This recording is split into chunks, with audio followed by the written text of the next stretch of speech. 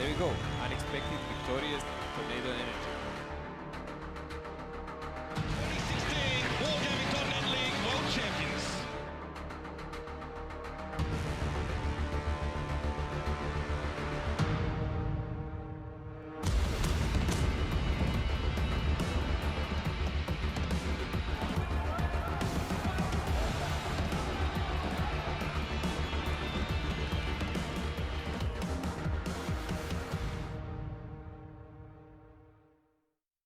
Good evening and welcome to the WGL APAC. We've been away for a while, but we're back, and it is now Season 2. And, well, one thing that doesn't change, despite all the changes coming out here in Season 2, is, of course, myself, Jordan Mays, and my co-caster, Alex Blakey. That is right, Jordan. Of course, Season 2. We've had a fantastic Season 1, and, well, coming into this season, we've got a lot of changes, but also some things that are staying a little bit the same, namely our teams, of course, because we have got all of our favourite teams from Season 1. The top 8 teams from Season 1 have ended up in Season 2 here. So not only that, but of course, we have a massive season lined up. Absolutely. Over 200,000 US dollars in prizes. Not to mention the qualification path through to the grand finals. Exactly. And whichever team is ending up at that top spot at the end of the season is going to take home a good chunk of that cash. But let's take a look at our teams for those that might be new viewers to the Wargaming.net League APAC experience. Well, maybe for some of the older viewers, these teams would be definitely familiar. They are the top 8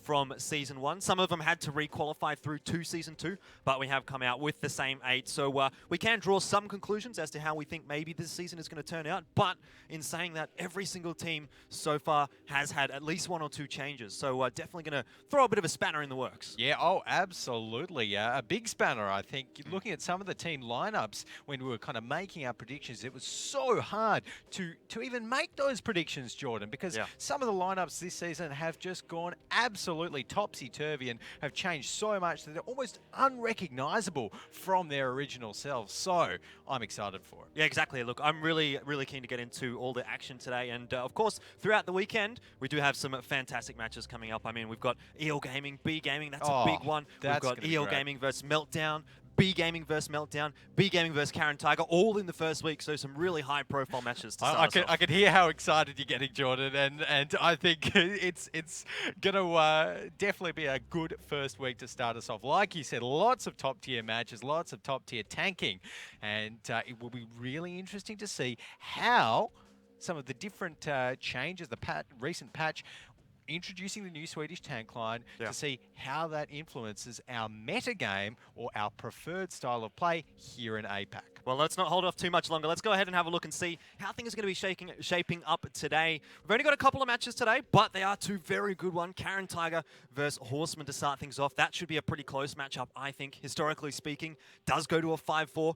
Both times they played in Season 1, it went to the 9th round. And then, of course, B Gaming and Meltdown coming up after that. Our number 2 place team in B Gaming up against our 3rd, 4th place team in Meltdown. So a cracker of a match, or a cracker of a day, really, to start off the APAC season. Absolutely, definitely a cracker of a day. And of course, it's Friday as well. It's not a day that we're used to broadcasting on, but this season we've decided we'll bring you guys every match of the season, which means we'll be broadcasting on Friday as well. So do not miss our streams every Friday, this time every week, for the next couple of weeks. Yeah. So, well, we spoke about some of the team changes or the roster changes that are going to come out throughout this season. Let's go ahead and have a look at some of our first 2 teams. I believe Caren Tiger is going to be the first one off the rank, and there it is. Some pretty high-profile changes coming out for this roster. Absolutely. So, Caren Tiger, they've actually lost Shino Zakat, one of their star players, to B Gaming.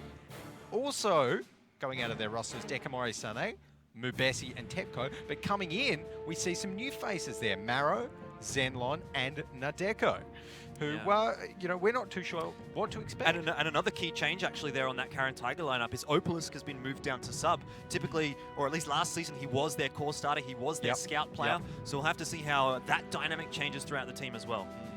It's going to be very interesting to see, because this is a not the Caren Tiger lineup that we know from last season, Yeah. for sure. It's going to take a lot of change, a lot of kind of rebonding and making up this new team dynamic with all of those new additions and changes. And it's going to be interesting to see how they go. Look, against the Horsemen here, this is an absolute stab in the dark, but I think that the Horsemen, they've got the stronger lineup. Yeah. 5-3 is my prediction. All right, well, I'll give you my prediction after we break down these team changes here on the Horsemen. They have lost Colin and Just Rex. Colin has actually transferred over to B Gaming, interestingly enough. But Yeah, B Gaming poaching all the players. for me, I think the big change on this lineup is Feluso being moved out of the core roster and going back onto the substitute. Remember, last season he was their captain, he was their Grill 15 player, and he was always such an important, crucial part of their lineup. Yeah, honestly, Feluso made some massive plays last season and was no small part in the Horsemen's success. And of course, Sphinx, we can't forget him. Previously known as Flag in the last season, he was on EL Gaming. So it's very interesting to see EL Gaming sort of drop a member to Horsemen, or Horsemen pick up a member from EL Gaming. I think obviously Sphinx or Flag last season, he got first. He, went through to the Challengers Rumble in New York with the rest of his team. So he's definitely got the experience there. And I wonder if he'll be able to bring that and bring some of EL Gaming's strategies into the Horsemen's playstyle. Yeah, we'll have to see whether or not he's going to be able to do that. He is on the sub side of that roster, so he's not a core player. We'll have to see how much play time he does actually get. But let's not hold off too much longer. Looks like we're going to be getting into the game relatively shortly. We'll see what those map picks are going to be. Looks like Caren Tiger starting off the picks and bans with Mines as their choice. Horsemen picking up Himmelsdorf and then Cliff respectively. And Ghost Town was the remainder, with the tiebreaker being Prokhorovka. Yeah, there we go. Interesting picks here, of course. So Mines first up. I really like Caren Tiger on Mines. Caren Tiger and B Gaming, both of the Japanese teams, they do know how to play Mines very well. So I think that definitely leans into giving Caren Tiger a bit of an early advantage. They really know how to play the hill, which is, of course, the aim of the game on Mines. Himmels, I think that one's going to be the close one. Yeah, potentially could be a bit of an interesting one. I think actually, back on that point on Mines, I don't mind Horsemen on Mines, actually. Last season, they had quite a very good record on Mines attack, and they haven't had too many changes as a roster. So I suspect that kind of a record might be able to prevail through here into Season 2. Okay. Well, I reckon maybe Horsemen will win one. Could be one apiece on Mines. Yeah, potentially. We'll have to see. Like we said, we think that this is going to be a relatively close matchup. So I wouldn't be surprised to see a few 1-1s coming out early on in the piece. Definitely. Well, we'll have to wait and see. And I'm pretty excited to get into our first game of this season here. You said it was, your bet's 5-4. 5-4 to Horsemen. To the Horsemen. Yep.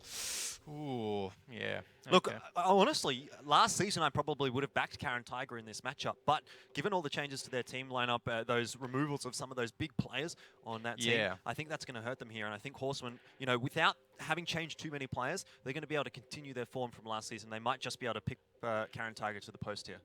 Yeah, it will be interesting to see. And here we go, of course. Mines is the map where you want to take control of that hill in the center there. If you can get up there, then you have viewing all around the map and really good map control in general. So, I think the most successful teams last season, EL Gaming, they got that hill nice and early and they ended up winning from there. So, yeah. Well, I mean, EL Gaming didn't necessarily have too many troubles on any of the maps, but let's go ahead and have a look at the tank lineups coming out here for our first map. It is going to be Caren Tiger versus Horsemen. Looks like Horsemen starting on the defensive side here with a predominantly Bat Chat lineup. Yeah, absolutely. Lots of bat chats on the Horsemen side, and nothing too new. We're not seeing any Swedish tanks here. Now the Horsemen, I do like the T49 that they're going with though, because could see a nice little derp in the T49. One interesting thing actually about this lineup here that Horsemen have taken is that Grill 15. Like I said, typically we saw Feluso playing that lineup, but their new core player, OBOV, who I've actually been platooning with a little bit in some random battles, has been pretty much spamming the Grill 15 in those random battles. So I have to wonder whether or not we'll see him in that tank destroyer to fill the gap that Feluso has left. Yeah, it'll be interesting. I think it's going to be hard for him to actually stack up to Feluso, because when you think about Feluso, he was a really strong. Well, it's going to be Nundesu in the Grill 15. Oh, okay. So there you go. But they are going to be going for a bit of a hill push. Both sides, in fact, Caren Tiger might be outnumbered here by the looks of things. I think Sphinx, that's flag from EL Gaming, taking a bit of damage there, but Nico Best Waifu is going to take a little bit as well. Caren Tiger, for the moment, it feels like have got the advantage. They will be able to take down the first kill there as well. And the second, though, is going to go the way of Horsemen.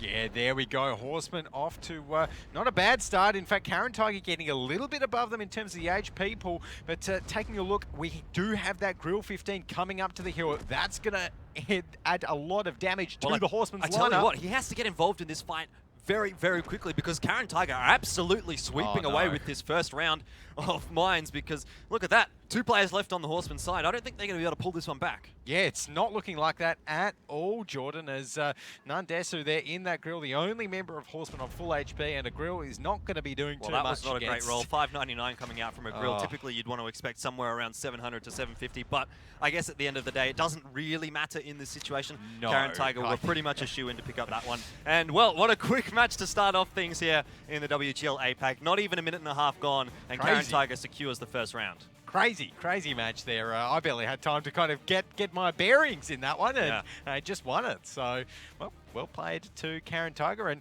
I think they did exactly what we expected them to do for a successful hill push on mines. They just got up there nice and early. I think they were the ones that got some of the key early shots out. They just started to topple over some of the Horsemen's tanks, and once the Horsemen started losing those tanks, started getting those guns off the field, then it's always a bit of a chain reaction effect from there on in. It felt a little bit to me there like Horsemen didn't really commit to that hill. You could see almost all the Caren Tiger guys headed in there, but Horsemen had a few sitting back, and I think that's kind of where things went undone for them. They just didn't have the guns in the game in those crucial moments, and well, as you saw, Caren Tiger was able to pick up the win. There we go. Well, a well-deserved win there on Caren Tiger's side. Of course, the defensive side there on mines, but of course, we've got to swap it up now as per our standard format. Of course, teams play 2 rounds on each map, 1 on the attacking side and 1 on the defensive side. For any of you new WGL APAC viewers that might not be familiar with our competitive World of Tanks format. But on the next side, Jordan, do you reckon Caren Tiger will be able to make it a 2-0 or...? I'm not necessarily so sure, and just to correct you, it was actually Horsemen who started on the defense. Sorry, there. They're going to be moving over to the attacking side, and that is their favoured side. 71% win rate on that last season. I definitely think they should be able to pull this one back to a 1-1. Yep. Okay. Well, fair enough. That's the stats back you up there, but honestly, after looking at how convincing that one was there for Caren Tiger, well, I'm not so sure. I reckon Caren Tiger should be able to 2-0 this, but we'll see. Well, look, I mean, last season, like I said, Caren Tiger and Horsemen went to 5-4 both times they played each other. Caren Tiger finished in 5th. Horsemen finished in 6th, so there's not that much that you can take between these two teams. They feel very evenly matched, and even though that one was quite one-sided, I feel like maybe Horsemen, you know, just weren't quite on their game there. They will be able to settle down here in this little bit of a break and come back into the next round with a fresh mind. I think that one just sort of went the way of Caren Tiger, but I don't think Horsemen are going to be too bothered by that at all. Yeah, no, that's fair enough, I guess. The Horsemen, you know, they've got a lot of competitive experience, and you know, they're not going to be rattled just by losing the first game of WGL APAC Season 2, 2016 to 2017. But yeah, I think it's interesting to see that we haven't, that we didn't get any kind of crazy tank picks in that one, or not crazy, but different tank picks. Though both of those rosters were, I think, very, very standard with the Bat Chats, T49. Nothing out of the ordinary. I guess something that we haven't necessarily touched on so much is that we, last season, typically tended to see a lot of aggression coming out from that Horseman lineup. That was sort of the way we characterized them. And that was sort of half evident in that round there on mines. Like I said, kind of half of them wanted to go forward, half of them were sitting back a little bit. I can understand the Grill, of course, sitting back towards the spawn, but you know, maybe it was just a little bit too slow with a couple of those 113s, not able to get into the battle to start things off. And you could see Caren Tiger, I think it was, that took that almost full Bat Chat lineup, was able to pick up the win. Yeah, well, there you go. So let's take a look at the stats here in that last game to see who ended up on top. Murame in the TVP ended up with 2.4k damage, which is pretty impressive. Yeah, not too surprising to see a couple of the TVPs up towards the top there, followed by a Bat Chat as well. I mean, Nandesu, sure, that's a great result. Well, not necessarily a great result. That's only a couple of shots, 2 or 3, but... you know, you can't really draw too many conclusions from that high amount of damage that he had because he was the last player left alive. Exactly, that's right. He managed to get a few shots across, but needed to do a little bit more than that with the rest of his team. So overall, Caren Tiger definitely looking pretty strong in that one. And the WZ111 not doing too badly, up the top 8 damage. And this is really what paints the story there for the Horsemen. Look at these bat chats all on towards the bottom half of the scoreboard. Hawks, Sphinx, Archon, Nico Best Waifu, really just not getting enough done. And I mean, Spencer, I guess you can kind of excuse being in that T49, but even so, it's just not great across the board there for Horsemen. They weren't able to get into the battle when they needed to, and just got taken apart by the Caren Tiger. Yeah, there we go. So Caren Tiger off to a good start in that first round, but got a lot more to go, of course. Even if Caren Tiger do end up winning this round here on Himmelsdorf, then they've got to best the Horsemen on Cliff, on Himmelsdorf at least, to take out this series. So we've got a lot of tanking coming up ahead in this matchup, and I think now that we're swapping sides, yeah, it'll be interesting to see whether Caren Tiger do end up going with that standard bat chat lineup again. I don't necessarily think we're going to be seeing a full bat chat lineup. I'm actually surprised that we haven't seen maybe a Yudes coming out here or an S-Tank coming out, because there are some boosts here on mines that potentially those tanks can use. I mean, even an Emil or a Grunwagen might not necessarily be the worst of tanks to pick up here if they're going to go for that fight in the middle, get in a sort of a semi-hull down position, make it difficult to pen that turret. We'll have to see what happens. Yeah, well, that's right, exactly. When you think about those new Swedish tanks, of course, particularly the Swedish heavies, which have that really, really strong turret armor generally, it's not a bad fit for them as long as they can get up there fast enough. So, you know, seeing an Emil as tier 8, you know, maybe would it work better than the T49?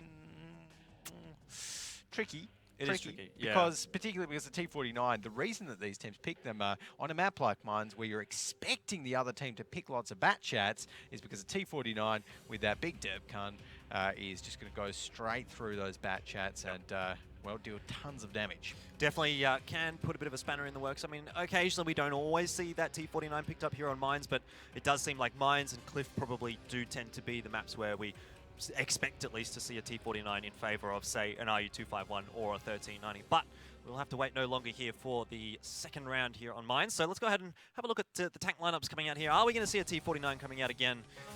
Does not look like that's going to be the case. But a few bad chats coming out from both sides. A little bit more variety, though, this time. Yeah, okay. There we go. Definitely a little bit more variety. We've got Caren Tiger. They're going to be going with the 2 tier 9 bat chats. They've got the grill in there as well as the 113 and the TVP. So very mixed lineup. On the Horsemen side, though, they're going to be going with the WZ111. Bat chats, TVPs, a couple of those. So nothing too crazy from the Horsemen, but definitely shaking it up a little bit. Yeah, well, hopefully the shaking up a little bit is going to work out for them, because obviously that last half on Mines wasn't quite so great for them. But of course, they do have the opportunity to pull this one back, and at least we hope to see that. We want to get a close game coming out here. So let's get underway and see how Horsemen are going to go about this attacking side. Okay, let's take a look. So the Horsemen are not committing to a full hill push. We can see Sphinx there. He's already going around the town. I think he might be trying for the boost, trying to get up on that mountain out down the 0 line. In the meantime, Caren Tiger, they've set up very, very defensively here. They are not looking for an early fight. They've just said, okay, guys, we're just going to sit back, put our grill right at the back of base. So, actually not too far at the back of base, around about H4, looking at the mini-map there. Let's have a look at the boost over there towards the other side of the map. I think he's going for it. Does look like it is. Archon, he's going to get up. Yeah, he's up. Trying. He's up. Yep. Easy peasy. Oh, no! Oh, that's not too great at all. Was that the T49? It must have been. Oh my goodness, I don't know what that was. There is no T49. What am I talking about? It must have been the grill and the 113, like shooting it once, or the grill and something that must else. have been it. So not great there for Archon, Crazy. but at least he's up on the boost here. I did notice Spencer was trying to boost up in towards the hill in the middle, right at the start of the game. He didn't quite hit it, but he has managed to actually get himself up onto the hill now as well. So a little bit of map control, I suppose, gained in that short passage of play there by Horsemen, but it's a decidedly slower paced game coming out than the first half here. But yeah, not a great start for Horsemen despite getting that crucial boost off. Yeah, there we go. So the Horsemen here, looks like they're going to be licking their wounds a little bit, or at least Archon will be. As it's looking like Caren Tiger might be wanting to go in towards the hill right here. They are pushing with just about all of their players, all of their tanks, apart from Yupa, who's sitting back at the base and trying to gain hill control. Oh. Nundes is in trouble. Yeah, AkiOV's in a great spot here. He might be able to get a couple of shots into the back of the TVP, who's already fired off a couple, but Sphinx doing a great job of covering off his teammate. It's actually going to be Polly to charge in the back chat AP, and that might not necessarily be the greatest of ideas, but he does actually take down Nundesu and manages to survive. That's a fantastic result for him, and Helkurai in that 113 pushing forward as well. Horsemen are just falling apart here, losing health across the board. Caren Tiger have done such a great job of pushing off those small advantages, and I got to say, Polly surviving on 2 HP, Yeah. That's a miracle. That was a big play there from Polly, managing to live, but as we say that, of course, OBOV does take him down, and now Nico Best Waifu is in a little bit of trouble as a heavy 113 pushes around on him. And I think the Horsemen here are not in a good spot. Caren Tiger with an HP advantage of over 1,000 hit points at the moment. And they've definitely got the commanding positions. Horsemen are way too spread out to try and fight this as is. They need to try and regroup and get together, get a few picks. Oh, Helkurai in trouble here. Nico Best Wife, who should have a clip loaded. Indeed he does. And misses the second shot there, I think, but should have enough to finish things off there, and in the end does take him down. OBOV, for his own right, is going to be quite low on HP, but it's actually Yupa who might have just killed himself. Maybe, not too sure. Hordame also took a bit of a shot there. Nico's going to get caught off guard with no shells loaded. AkiOV should be able to take this one down, no troubles at all, and in the end we'll secure that one. It's just Sphinx and OBOV alive here for the Horsemen, both of which are a one-shot for any tank on the field for Caren Tiger. Yep, should be a pretty simple cleanup here for Caren Tiger, and a very well-played push. You know, I think Yupa's still alive. Oh, there Looks we go. like the bod. Just a little bit bugged there, but it must have been him getting a kill instead of dying in the end. But still, great result there for Caren Tiger, 2-0 on Mines. 2-0. Big plays. Big plays by Caren Tiger to start it off, and well, I have to say, Jordan, I did kind of call that a little bit. Yeah, well. It's, I'll just gloat for a moment. Remember, you picked Horsemen to win, so I wouldn't be getting too excited. Well, I picked Horsemen to win with the presumption that their new lineup would be great. But and Caren Tiger having lost, Shinozaka, exactly, Mubesi, and Dekamori Sane, who was a starter for them as well. Yep. So I can understand, and of course I picked Horsemen as well to win this, and it's not looking too great so far. But I mean, look, that was Caren Tiger's map pick, so Horsemen I don't think can be particularly worried about it just yet. No, you're right. Exactly. It is 2-0, but honestly, the way that Caren Tiger played that one, I don't actually remember seeing Season 1 Caren Tiger make those sort of like really decisive, aggressive moves into the hill like that. It definitely feels like they've had a little bit of a change in dynamic there, whereas, you know, before they might have just been happy to sit back for another 5 minutes or so. You know, they might have been happy just to let the game go on and not force the fight, but just like that, they did it, and, well, it worked out pretty well, as we can see from the 2-0 result. Yeah, well, they do have a couple of new players in their starting roster, so that could be maybe where that extra aggression is coming from. That might have been why some of these changes have been made. Maybe they wanted to play a little bit more of an aggressive style. We'll have to see how that develops throughout the season. It's definitely working out quite well so far. We'll see, I guess, maybe whether or not the likes of Maro and Zenlon, the new players for the Caren Tiger, are going to be those big-hitting power players for that lineup.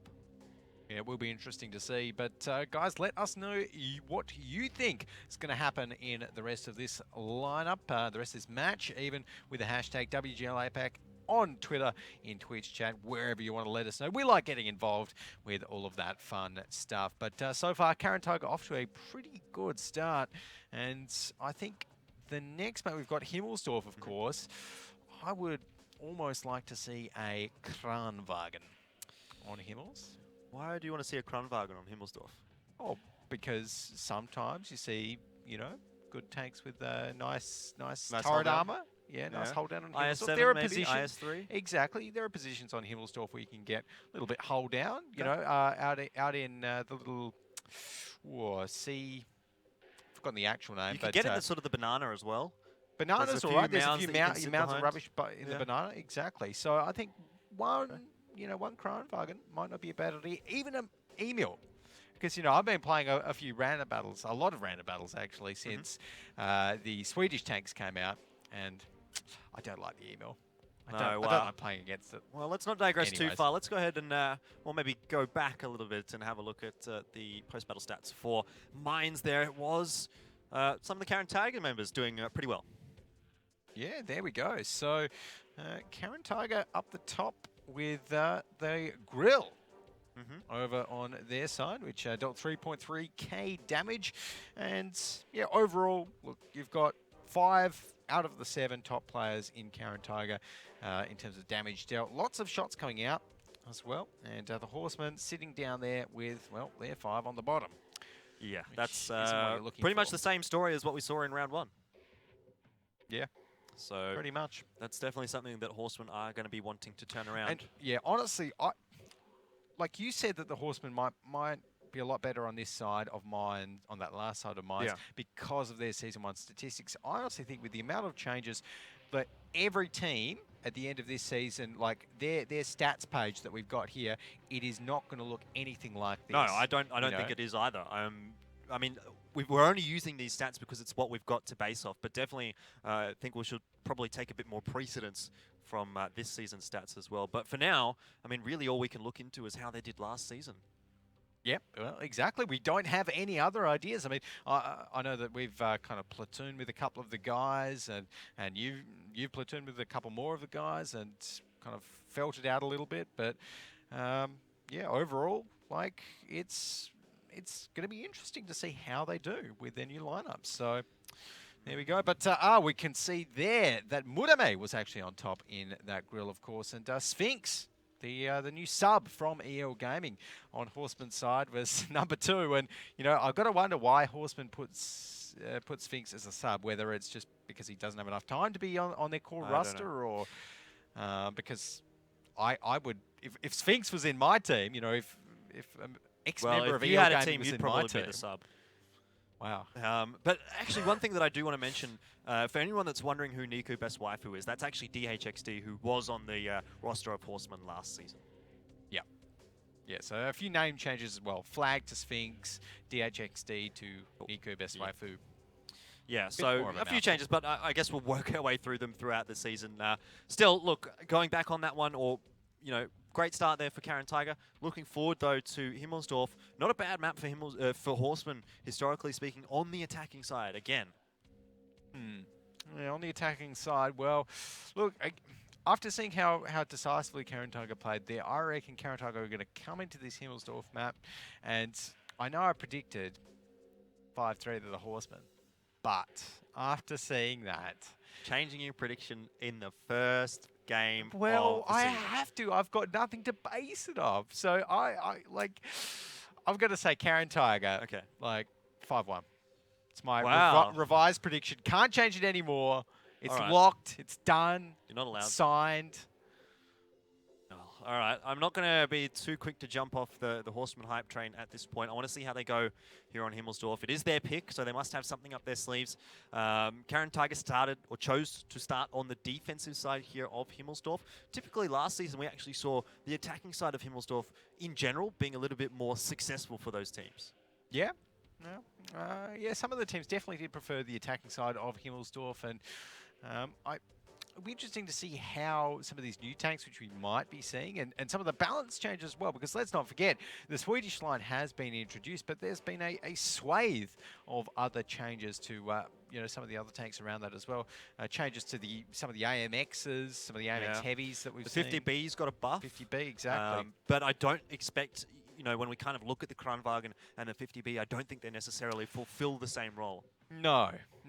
Like, I remember when people, like, initially saw the Kranwagen, I think all the talk was, oh, yeah, it's going to replace the 50B. You know, it's this new OP Swedish tank that, you know, just does everything. To be fair, at that time, I think it was quite strong. Well, they have nerfed on the since. test server. Oh, that's exactly fair enough. But I think now, you're right, it definitely fulfills a different role, much more of a, much more sturdy than the 50B with that nice turret armor. The gun's not quite as good, though, so you do have sort of a trade-off in firepower, and I think the 50B might be a little bit quicker around the map as well. Yep. Oh, that's right. So, and of course, mobility is definitely a big thing for these teams, and on Himmelsdorf as well, where, you know, you need to go up the hill sometimes. We might be seeing some more hill pushes.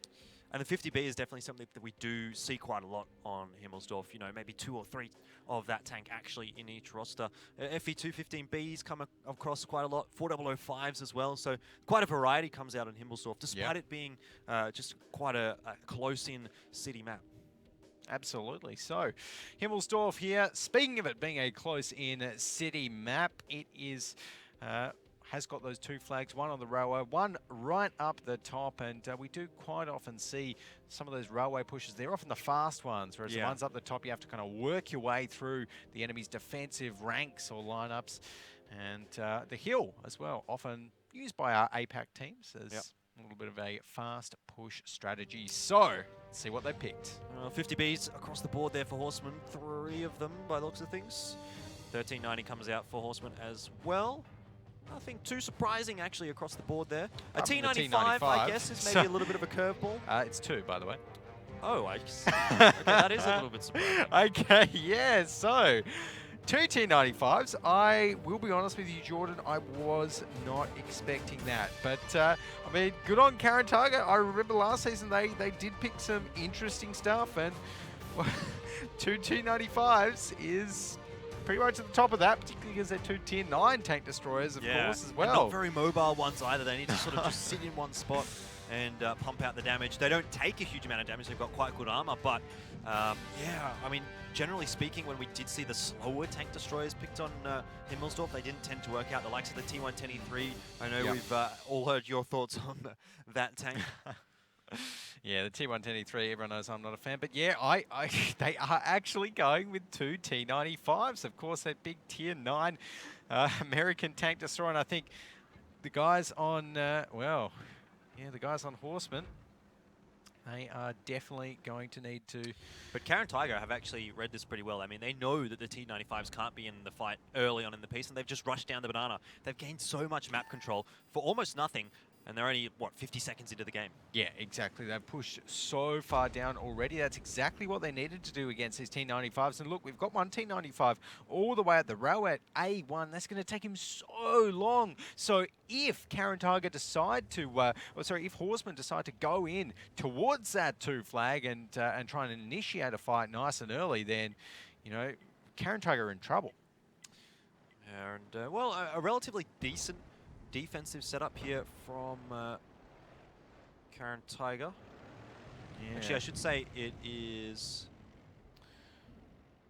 Horsemen on the defense, not Caren Tiger.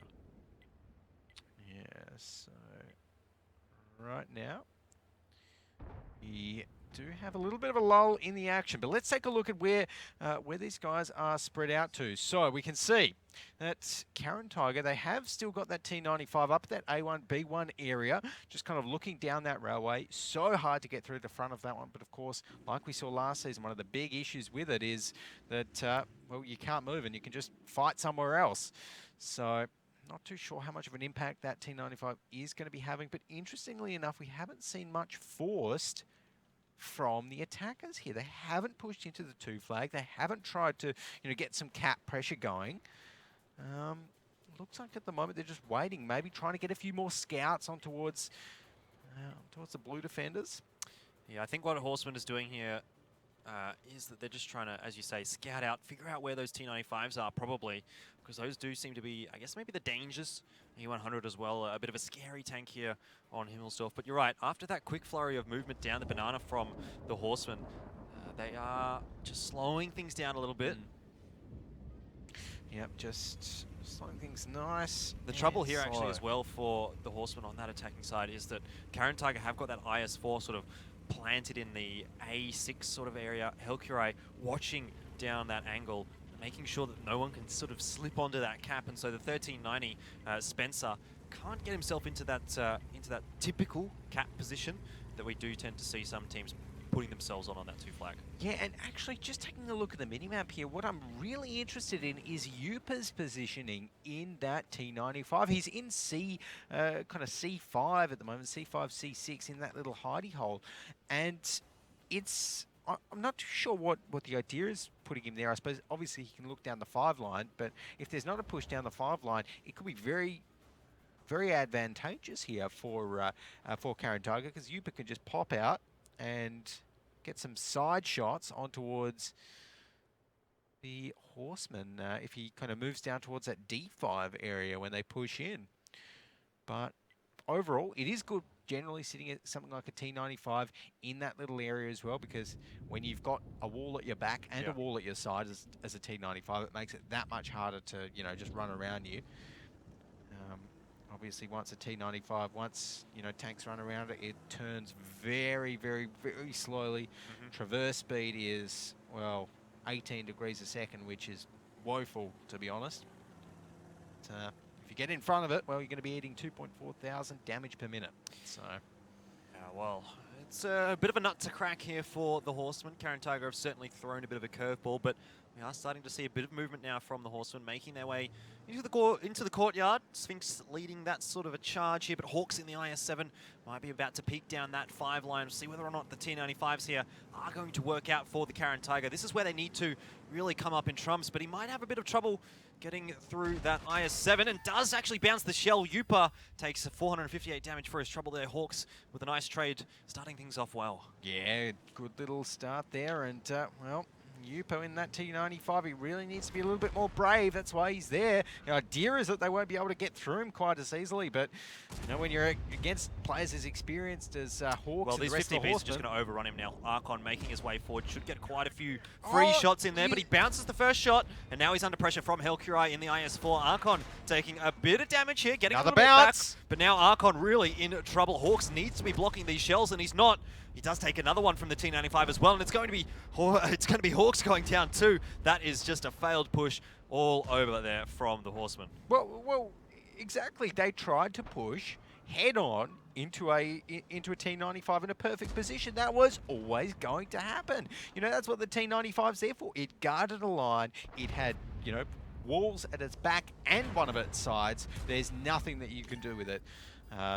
Particularly in some of these tanks that the Horsemen have already lost. You know, an AMX-50B, an IS-7. You're always going to struggle to go through a T95, but when it's in that sort of a position, Yeah, I mean, initially it looked like a great trade there for Horsemen. Hawks got in, got the free shot, didn't take damage in return. But Archon, I think, just might have committed a little bit too much, and I think we all know how the rest of this round is going to go. Caren Tiger finding themselves in a great position. 3 tanks down on the side of Horsemen. Not a single tank lost so far for Caren Tiger. Yeah, there we go. And that's the beauty of that T95. I reckon if we saw damage blocked so far, it would be almost around the 2,000 mark for Yupa. And the issue is, once one push against a T95 fails and your team is kind of lower on numbers, then now that means that the other T95, Zenlong, he's come back into more towards the 2 flag as well, and it means that, you know, it's going to be that much easier to defend the next flag that they decide to push on the Horsemen. So Yeah, it's really going to have to be quite a heroic performance here from the Horsemen if they're going to be able to pull something off, because with a 3 tank disadvantage and almost a 4, well, even just over 4,000 HP disadvantage, they're really going to be needing to, I guess, pick off a couple of those Horsemen tanks with those autoloaders and hoping for the best. They probably realistically need Caren Tiger to make a few mistakes here if they're going to come back into this one. And I mean, with only 2 minutes and 40 seconds left on the clock, I'm really counting the Horsemen out of this round. yeah, well, I can see why, to be honest, Jordan. The Horsemen, there's just not much they can do at the moment. Spencer is moving towards that 1 flag, and look, with 4 tanks left, let's take a look at what they've got. They've got 2 AMX-50Bs, they've got a Bad Chat, and an AMX-1390. So all of the tanks that they've got left are auto-loaders. They can all empty their clips very, very quickly. But really, with the way that Caren Tiger is staying grouped up, it means that any fight the Horsemen take, it's always going to turn into a 4v7. Yeah. So Caren Tiger just playing this one perfectly. We do hear the 2-minute sirens going off. Spencer might try and make his way onto the 1 flag, maybe try and draw out a few of the Caren Tiger members.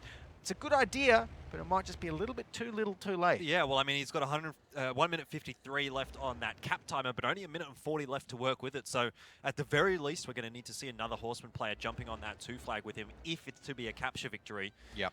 In saying that, though, it's going to be an incredibly difficult situation for either of those, I guess, victory conditions for the Horsemen here, the cap or the destruction victory, they are sending all their big autoloader tanks in towards that 2 flag, so we'll have to see whether or not they're going to be able to do any damage over towards the northern side of the map. Nundesu, OBOV, and Nico Beswaifu trying to get some damage across to those few tanks up in the north of the Caren Tiger. And really, playing ring around the rosy here is Spencer with Polly, wasting a bit of time for him, which is great, but I just don't know if it's going to be enough here. I think Caren Tiger have this one well and truly under wraps. Yeah, absolutely. They're winning the fight around the 2 flag as well. It looks like a couple more of the Horsemen are going to be going down. So Helkarai there is going to be killing OBOV. Leaves just 3 Horsemen left. A couple more go down. And Nundesu will be the last one to fall. So just like that, the Horsemen going to be losing out another one and heading 3-0 down after this Himmelsdorf match here, Jordan. Yeah, it's not been a great start to their season so far. I mean, they're really going to have to be turning things around in that second half of Himmelsdorf, but you know, it's not looking so great for them. Nundesu, maybe he can take down Mordame here, but really I think that's going to be a wooden spoon prize at this point. Does manage to do just that, but what else is he going to do really here with 97 HP, well 10 played. seconds on the clock? That was nice. A nice little finisher there by Nundesu. Had a good crack at it, but yeah, with 2 seconds, not much that he can do. He will be going down. Helkarai actually even misses the shot, so the Horsemen will be gratified by not losing all of their tanks. Well, that is, as you say, a 3-0 to start things off for Caren Tiger, so, well, I don't even know what to say here for Horsemen. I thought they were going to come out here with a much better performance. Now I'm a little bit worried for how this season is going to shape up for them. Wow, already got the doomsday blinders. Well, on, I mean, it's not looking that great, is it? It's not. But I honestly think this isn't really a Horseman looking like bad as such. I think this is Caren Tiger looking really, really good. Right? Because Caren Tiger, I mean, you saw that. They just picked 2 tier 9 tanks and won. We'll have to see how much damage those T95s did actually do when we get to the post-battle stats. But I do think there was quite a few mistakes there from Horsemen. I think Archon did go a little bit too aggressive in that 50B, wasn't backed up by the other 50B behind him. And then the IS-7, I think it might have been Polly? Oh, no, he's on Caren Tiger, so I don't know. I don't even know what I'm talking about. But the IS-7, whoever that was for Horsemen, wasn't quite doing enough there either as they pushed in. You know, maybe they should have just worked around towards the northern end of the map a little bit more. The issue I think was that it was like you were calling it, Jordan, and I think anyone watching could see it, that when the Horsemen pushed into that single T95, they got the first shot off and it went through. So they're like, oh, beauty. Yeah. No one else, a T95, we can kill him. You know, and you get that in your head, you're like, oh yeah, there you go. The next shot's going to be just as easy. It's not. It's like it was a good bait there by I think Upa in that T95. Yeah, definitely was a pretty nice, I guess, bait set up there for the Caren Tiger. They were able to just wrap around in through the spawn and get those big damaging tanks to come around the corner, deal a lot of damage over to the AMX-50B to start things off, and then they focused on the IS-7, which is another thing to mention. They had quite decent focus fire coming out there. Everything's falling into place, it seems, at the moment for Caren Tiger. Yep, there we go. So Caren Tiger off to a fantastic start there. And look, I don't think we're going to be seeing these 2 T95s again on the attack. Oh, but no. Yeah, I reckon Upa would have cracked the 3K mark in terms of damage in his T95 there. Well, I know he got at least 2 shots off that I saw, so that's around 1,500. I don't know, maybe he might have got another one off. Yeah, I definitely think it was around 3. Well, we'll have to find out in a sec. But more the other T95 didn't do a whole lot. Probably took a while to get over to that battle. But there you go, Upa with 3.4k. Nundesu was able to do a little bit in the back chat, but last guy alive, can't really sort of look into that too much. And then, of course, Akiov, Modame, Polly, Helkarai all managed to get involved in that battle there as well for Caren Tiger. Those would have been the tanks jumping around the corner and dealing the damage. Yeah, and I love that there was a T57 heavy in this battle, and I was too caught up in the T95s that I didn't even notice it. Normally, you're a big fan of that T57 I love heavy. the T57. Though we don't tend to see it all that much, actually, on Himmelsdorf. No, not on Himmels. No.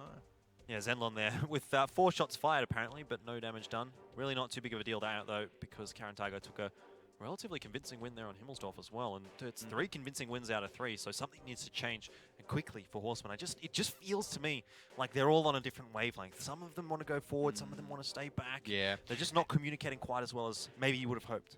Yeah, and look, I think that's definitely got something to do with their roster changes, and particularly having Sphinx playing in all of those games, the ex-Flag member from EL, the ex-EL Gaming member, previously known as Flag.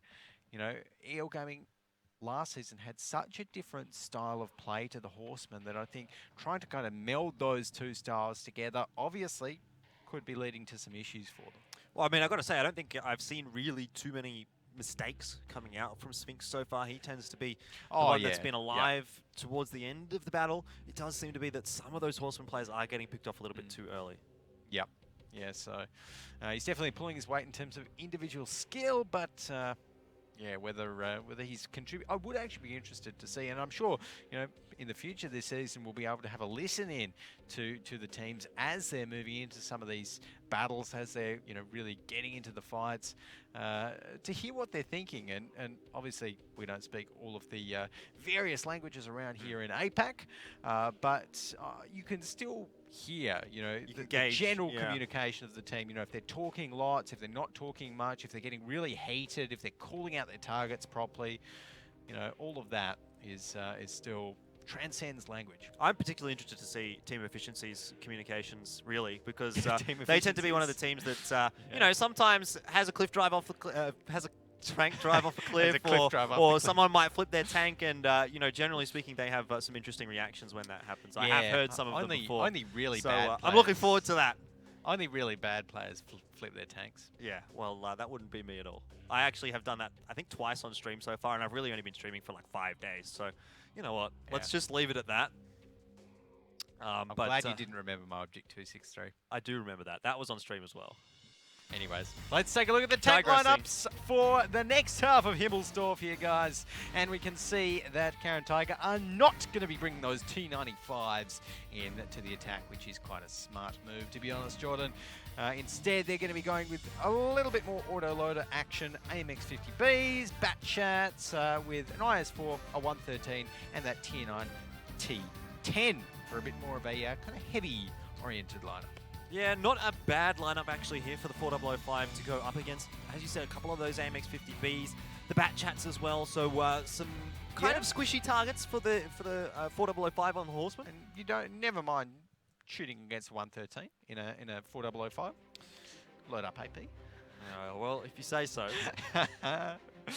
But yes, here we go. So second half of Himmelsdorf. The 4005, I do actually really like that pick though, because it's, I mean, the FE215B183 is the kind of other option if you're going for the alpha damage tank destroyer, but most of the time you're not going to be able to really utilize its extra armor here on Himmels. I mean, most of that stuff on Caren Tiger's side would just go through it anyway. Bit more of a spread out defense by the looks of things coming out here from the Horsemen, but not quite an aggressive start as well from the Caren Tiger as we saw from the Horsemen. So maybe a bit more of a typical Himmelsdorf game coming out here, although I got to say I think Spencer's quite far forward in that 1390. Needs to be careful with his positioning. If he does go a little bit too far in towards that church, maybe he'll get caught upon by the Caren Tiger, who are now actually moving down that banana line. Yep, they are going to be moving down there, so it's looking like Caren Tiger also have Mudame up the top and are going to be trying to commit to this. And interestingly enough, the guys from Horsemen don't have much of a defense down that banana line or even near the 2 flag at all. It seems like they were very focused towards the west of the map there, towards that 1 flag in the rail yard. So instead now Akio V might be taking a one-on-one with Sphinx soon, and he's going to go right up towards him. Well, Sphinx is not angling his armor particularly well there. That's going to be an easy pen, actually, for Akio V there. And, well, we're going to have to see how this one turns out. Akio V does walk into a crossfire, though, and now Sphinx under a lot of pressure. He's got a 113 even pushing him as well.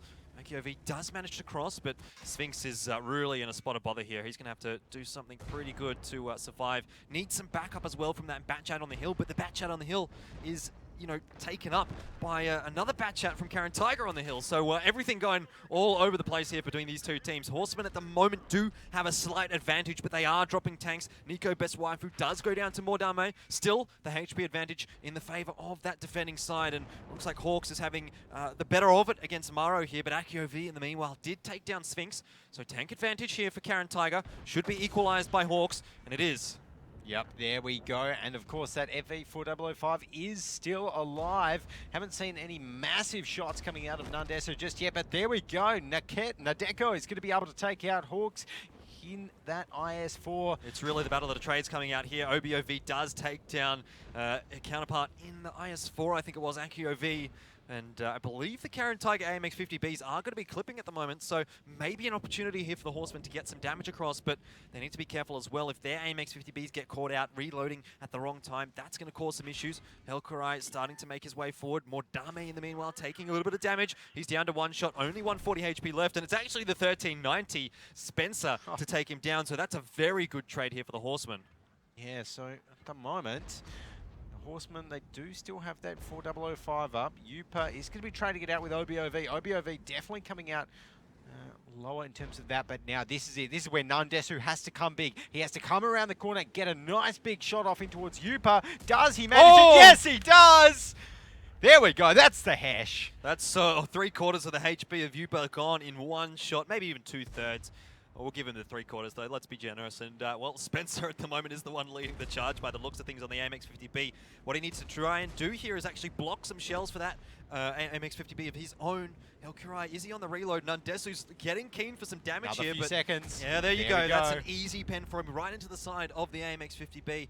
And it's just Nadeko here on pretty much a one-shot from anyone. I guess maybe not a one-shot for the 1390 unless he gets a super good roll. Love how Nandesu's aiming at him, even though he was probably still on the reload for another 10 seconds. Yeah. Well, Nadeko knows that he doesn't have too much of a chance in this one. I mean, maybe you could argue if he was in like a bat chat or something, he might be able to clip OBOV and Nandesu, but it's of course not the case. In a 113, it's just going to be too long between the reloads. Yeah, it is, with particularly with the AMX 1390 on the field. I mean, look, you can dodge a shot from an FE4005 and you could have taken out OBOV. But at this point, well, there's two shots going into him. Spencer, not the one to get the final kill, but he did get a bit of damage across. So I think actually Spencer in that 1390 was quite crucial to the victory for the Horsemen. It is their first round win of WGL APAC Season 2, so I think they're going to be quite happy to get that monkey off their back. Absolutely. Always good to get the first win in and, on their first game, particularly after a rocky start, going 3-0 down now, evening it up to 3-1. But yeah, overall, I think the Horsemen, they came into that one with a little bit more of a plan. And it was pretty decisive on their side to get that push up, get the push up the banana, and yeah, just going towards Caren Tiger. I think there was just some poor fights there coming out from Caren Tiger. I mean, they got quite a few tanks caught up trying to deal with Sphinx there, just sitting down that line, and he had a bit of a crossfire set up from his teammates. And then also we saw an IS-4, I believe, up against the T10 of Caren Tiger, and obviously in that sort of a situation, the Tier 10 is always going to take out the Tier 9. So that was an unfavorable sort of a fight, sort of a skirmish for Caren Tiger. So I think across the board, Caren Tiger were just not quite focusing their targets as well as they needed to be there, and Horsemen were able to take advantage of that. As an aside as well, that FE4005 was definitely allowed to try and get shots in early on because he was just sitting right at the right on the B line, I think, and just having free reign across that entire line. All the while, Caren Tiger were fighting on it. They were taking the fights, and I'm sure that the FE4005 will be right up the top in terms of our damage charts. Yeah, definitely hit. Well, what we saw was one great shot, but also I imagine got a couple more in there as well, just to bump up those numbers. I'm interested to see how much damage Spencer did. Like I said, I think he was quite important in that one in the 1390 nonetheless. The Tier 8 tank, not the tank that you tend to expect to do a whole lot in Himmelsdorf, but certainly made his worth known. Absolutely. So there we go. And I think thinking up to our next map for a moment, Cliff, of course, that's going to be so different in terms of playstyle to really both of the maps we've seen so far, in theory. All right, well, before we get too far ahead of ourselves, let's go ahead and have a look at the post-game stats, which are going to be very interesting here for Himmelsdorf. OBOV in the AMX 50B did have a good game. The 4005, as we said. There we go. Having quite a few shots. 4, in fact, probably, I think all of those would have connected to get up to that amount of damage. And yeah, Caren Tiger heading up 4, 5, 6, and 7 down there on their side. So there's probably going to be a few of those Caren Tiger members down towards sort of the 13, 14, 15 kind of area, not getting so much damage across. I don't expect the T10 would have been able to do too much. I think one of the AMX 50Bs that got popped. So that's probably what's going to tell us the story here. The T10 853, that's a couple of shots. Polly in the CD, sorry, the 25T AP getting only 1 shot off. So, you know, 2 of their, you know, obviously they're T9 tanks, which you don't expect to be doing as much damage, still weren't able to really hit that threshold, which that's you always the gamble. Expect from them. Yeah, exactly. That's always the gamble when you go with the tier 9. Sometimes they can work out really, really well when you have the sort of full-on kind of team fights or all-in brawls, if you will. Those tier 9s, I think that's where they really shine, unless you're in a T95, which is completely different. But if you just go for the one-on-ones, then the tier 9s really get outclassed, and it's not worth picking over a tier 10 in those situations. And I think that kind of spread out fights, which we did see though, that T10 and the Batchat 25T AP take definitely didn't work out in Caren Tiger's favour. Yeah, so Cliff, the next map coming out here, and I mean, I'm not so convinced about Horsemen on this map actually, because what we saw earlier on in Mines, you know, that sort of Batchat lineup coming out from Caren Tiger did work out quite nicely against Horsemen, and what we do know about Cliff is that Batchats do tend to reign supreme on that map, so, you know, maybe you can draw a small conclusion from that, but hopefully Horsemen have got something up their sleeve here, which they can pull off on Cliff. It wasn't a map which either of these two teams tended to play all that much last season, but it seems to be getting worked into that map pool early on in the piece. Yeah, there we go. So, Cliff, I think we will be seeing a little bit more of it this season. I just think the teams now, they did start to pick it up a little bit more towards the tail end of last season from memory. So, now that they're a little bit more comfortable with it, well, let's see how it goes. Alrighty, well, let's go ahead and find out what tanks are going to be picked up here. I think I have a pretty good inkling as to which ones they might be. Batchats across the board. M4043 though coming out from Horsemen. Okay. That's something new. Well, not necessarily new, but it's a little different. It's pretty new. We don't see the M40 very much at all. I love the M40. That's an arty play. A rare arty play, but I love it. Oh, you say that, but every second game I seem to play with you, you're in a I'm trying to get my tier 10. But anyways, everyone knows the grind from the 212A. But yeah, the M40, M43, very strong. Tier 8 artillery piece, American of course, and as is characteristic with most of the American arties up around that tier, is you really don't want to get hit by it. If you get hit by an M40, M43, it's going to one-shot any of these guys on Caren Tiger, obviously if it pens, which it should, up against any of those tanks. Pretty standard lineup though across the board there for the Caren Tiger. The TVP coming in there just for that extra bit of firing time while the Batchats are on the reload. And obviously the T49 there, expecting a lot of Batchats on the opposition team, which is correct. And here we go, let's have a look and see how it's going to work out for Horsemen on the attack. Probably expecting to see maybe a bit of a slower play style here, given that they do have that SPG. Try and get a couple of early shots off so that they can swing the game in their favor early on. Yeah, we go. So, Accio V is going to be coming up in this Batchat. It's looking like Archon there is just moving up towards the top of the hill, but overall we do see actually a big push coming out from Caren Tiger, with many of their members going all the way around. We don't see this very often, but around the hill they are going to be spotted out very, very soon. OBOV gets the spots happening, but those shots are way too far away, and Caren Tiger moving a little bit too fast. They've slowed down now. They should be able to connect a few, and I think this should be a good little initial amount of damage dealt to the Horsemen in an unusual strat.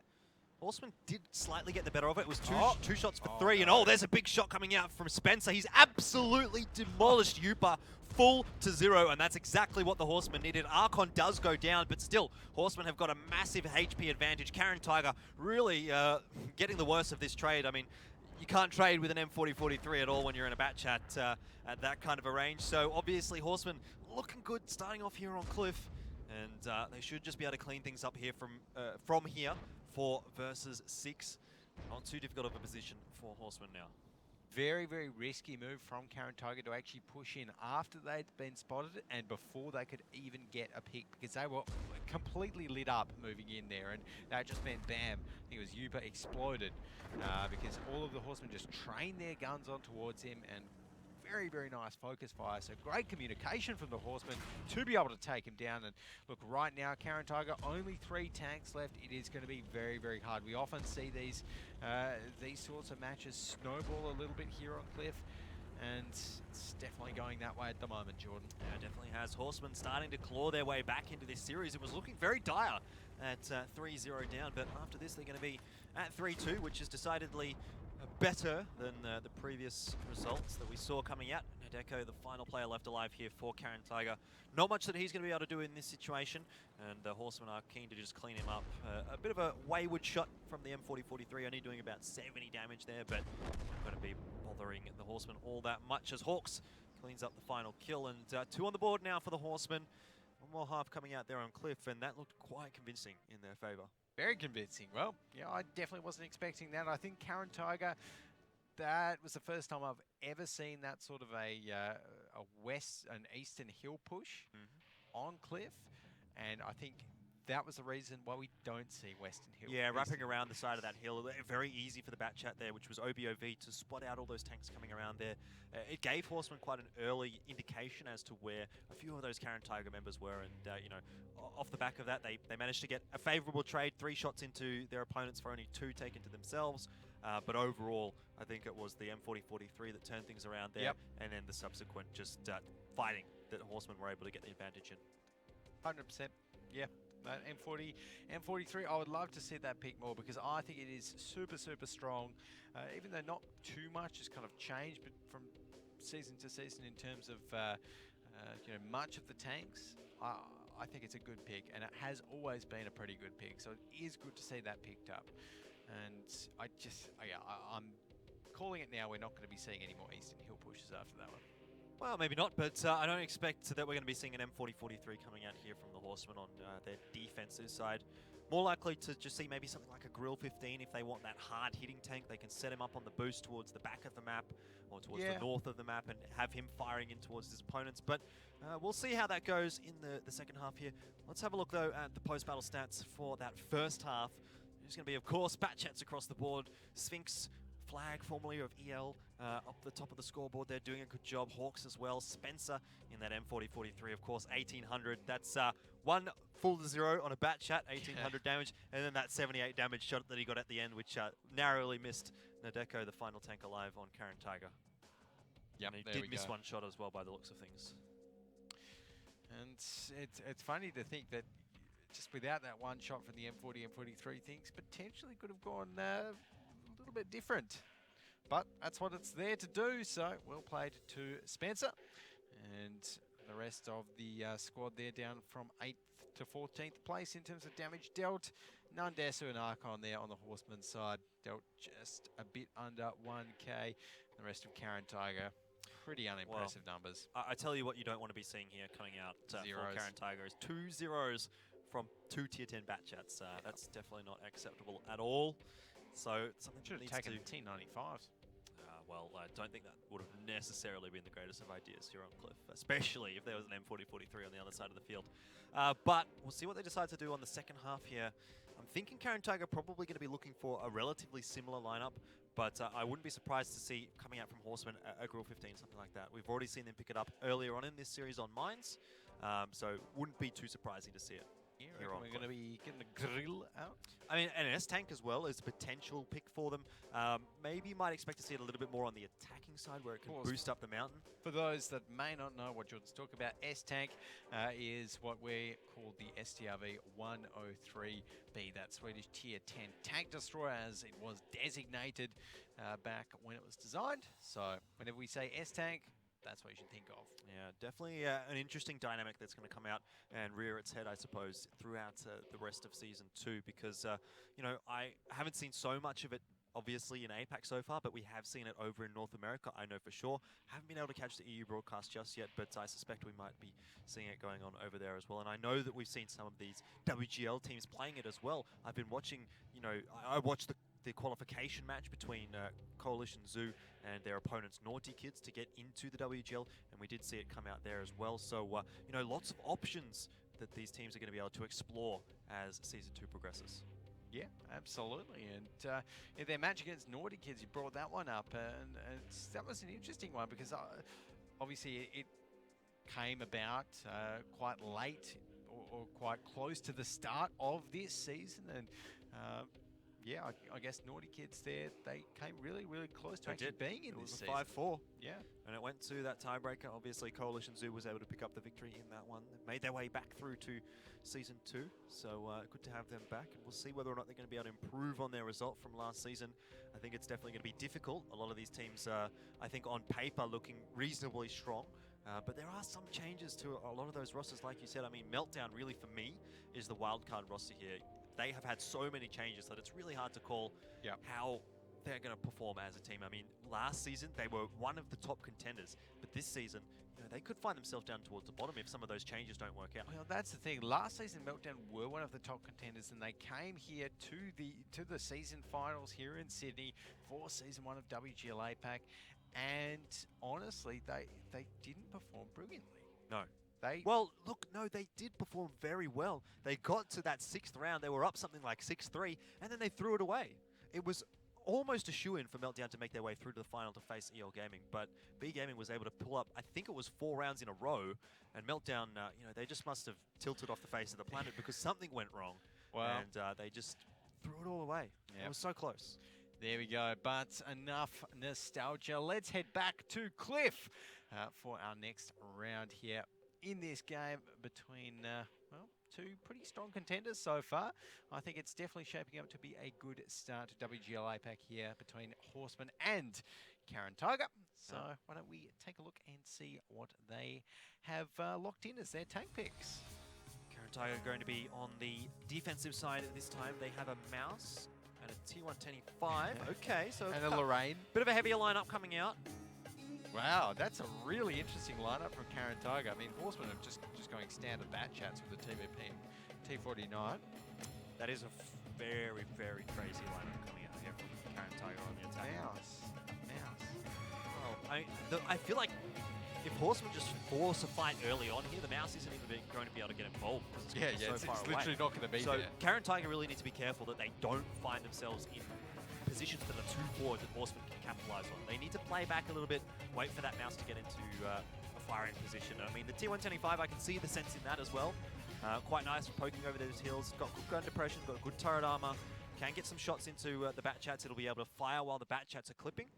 But, well, I mean, look, it's really hard to call how this is going to go for Caren Tiger because this is not a strategy that we have seen in the WGL so far.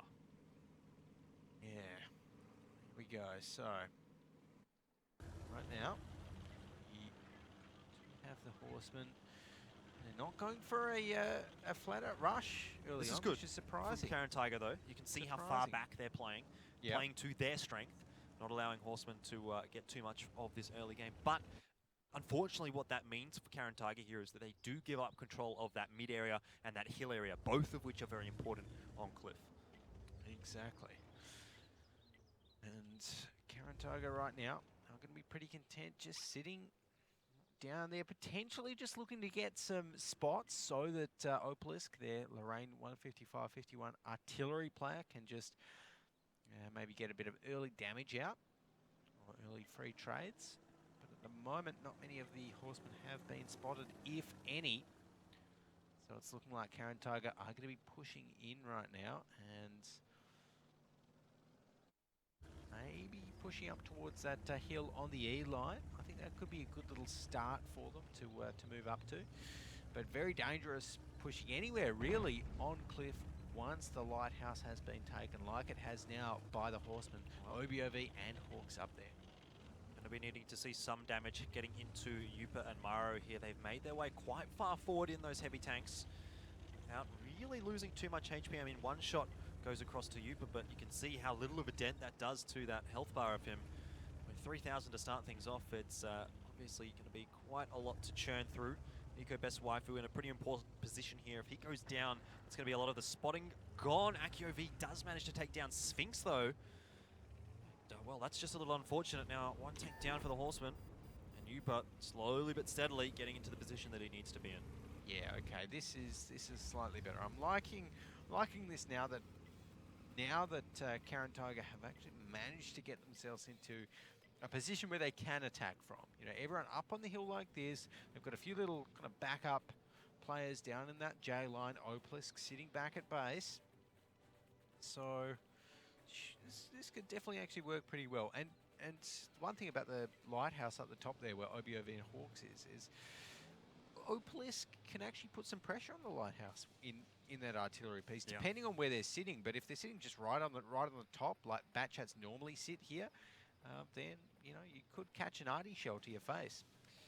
It really is a tough situation here because you want those two players up on the hill, OBOV and Hawks, to be putting out the majority of the damage here for Horsemen because they have the best firing positions. But like you said, they can't afford to be too aggressive. They can't afford to be sitting still, aiming their shots in as long because of that ever-present threat from the arty. Unless the artillery fires early on in the piece and obviously misses its shot, then they have a bit more freedom for a little while. But you know, the fact that arty is on the field here for Caren Tiger really is putting a spanner in the works for Horsemen, considering they've lost their first T-49 early on in the piece. And Helkarai there, I'm not sure he's the boost done. Oh yeah, it's a good little boost. So everyone at home can jot that one down if they need to get up around about the J5 area here on Cliff. And now we do actually see, look at this. We've got those heavy tanks, the Mouse and the T110E5, almost baiting, pushing all the way out in the open. And well, I think what they want to do here is really just eat up a lot of those shells from the Batchats, because once those Batchats are on the reload, Caren Tiger Batchats can make their way forwards. Upa is going to be very difficult to get through for these Horsemen players just in their Batchats. So they need to be careful. They need to be making sure they penetrate every single shell. They can't afford to allow bounces to come across, and Nico is under a lot of pressure here. He gets taken down by 819 HP, down to 571, and slowly but steadily, you can see the Caren Tiger, as with the, sort of the tank lineup that they've picked, being able to push forward and get those small advantages. I just don't think this is the Horsemen adapting well enough to what they're playing against here. Obviously, their main strat might just be to say, "Oh yeah, okay, let's pick Batchats. Let's try and get the lighthouse, and let's sit a Batchat up on E4." And normally, most Cliff matches would be finished by now. With that sort of a strategy, But AkioV is aiming directly where Nico Best Waifu is. I think Nico's going to go down here, and it's going to be a free kill for AkioV. No, he does take a couple of shots and might get traded here. Good work from the Horsemen there to get that trade. Actually worthwhile considering the fact that Nico was on very low HP, AkioV almost full. But in saying that, Caren Tiger are going to be pretty happy with a 1-for-1 there, given that they already had the tank advantage. Can't complain if you're Caren Tiger in that scenario. Look, they did lose AkioV. Could have, maybe not died, but at the moment we are seeing the Horsemen coming up, and Marrow is in trouble. Archon must be on the reload here, otherwise Marrow probably would have gone down there. But in the end, not too bad of a trade actually there for the Horsemen. They do manage to pull a bit of the HP back and get a bit of free damage over to Marrow. But again, Marrow in a heavy tank, he's still got a reasonable amount of HP to play with, and I still think that threat is the Mouse. But have a look at this, Poly coming up behind Hawks and OBOV. It's a 3 versus 2 for them, and they definitely need some backup from some of those tanks down in the south end, or towards the western end of the map, I should say. And it's just not coming across. OBOV is going to go down here as well as Hawks. And, well, there's one trade out for the Horsemen, but it's just not enough. 3 versus 5 now. Well weighted in the favor of Caren Tiger. Yeah, Caren Tiger should be able to close this one out. In saying that, though, they do have quite a few low HP members. The Horsemen are almost all on full, apart from Nundesman. They do have that TVP up. There's also the arty, I guess, on the side of Caren Tiger, which you could say, maybe in this sort of a situation, if he can't get some shots off, he's going to be a bit of a free kill for the Horsemen. Yeah, for sure. For sure, if the Horsemen do decide they want to try and take out that artillery piece, it wouldn't be a bad idea, honestly. They could pretty much just run down the one line at the moment and get a free kill onto Opalisk. But that would leave themselves open to giving up control of this hill area, this middle area. Looks like Spencer is actually going to be making his way forward. Maro might be able to back up Opalisk just a little bit there. It's going to be Caren Tiger getting onto that 2 flag now, so Horsemen are going to have a little bit extra to think about. I think Spencer needs to get this kill here on Opolis for free, and then they can start to work their way around the map. Oh, he's missed the boost. Oh, Spencer, please. It's okay, though. I don't think he'll be able to take too much damage in doing this, unless he takes a shot from Opolis. Looks like he has spotted him out now, and there's a go. Free kill for the Horsemen, but that only makes things back to a 4v3. Still favorable for the Caren Tiger, and that ever-present threat of the mouse slowly driving around the map. Haven't really seen it do a whole lot, but it is still a big threat, given how much HP it's got. Yeah, and look, when you put a mouse kind of in between a flag that's being captured and the enemy team who are driving kind of very light medium tanks, it's always going to be hard to get through it. Particularly the TVP. You know, the TVP, it has the lowest armor penetration on its gun of any. Oh, Archon's being very aggressive here, pushing up, and he's going to be spotted out by Mordame, who should get a few free shots in. Actually, Mordame opting to play a little bit safer, which is fine, given the HP that he's on. Archon does get some good positioning, and Nundesu in the TVP might be able to take down Mordame here. That's a huge kill. Brings it back to 3v3. Nundesu does take a little bit of damage in the trade, but in saying that, Horsemen now have themselves in a position where if they can out-rotate this mouse in the T125, get that mobility working in their favor in those bat chats, they might be able to clutch a winner here. Yeah, potentially, if they can play it well enough. But right now, 30 seconds left is the cap timer, and Aro goes down. Interesting decision for Spencer's going to get an easy reset here. He comes around the back. Helker, I can't do anything about it. He's in a bat chat. Easy pen.